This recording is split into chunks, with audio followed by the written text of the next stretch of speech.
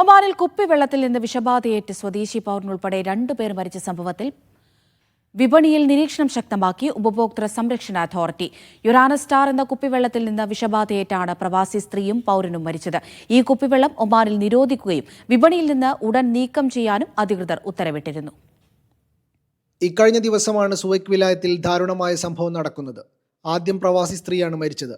പിന്നീട് ആശുപത്രിയിൽ പ്രവേശിപ്പിച്ച ഒമാനി പൗരൻ കൂടി മരണത്തിന് കീഴടങ്ങുകയായിരുന്നു. ഇറാനിൽ നിന്ന് ഇറക്കുമതി ചെയ്ത യുറാനസ് സ്റ്റാർ എന്ന കുപ്പിവെള്ളത്തിൽ നിന്നാണ് വിഷബാധയേറ്റതെന്ന് അധികൃതർ കണ്ടെത്തുകയും ചെയ്തു. ലബോറട്ടറി വിശകലനത്തിൽ ഉൽപ്പന്നത്തിൽ ദോഷകരമായ വസ്തുക്കളുടെ സാന്നിധ്യം സ്ഥിരീകരിച്ചു.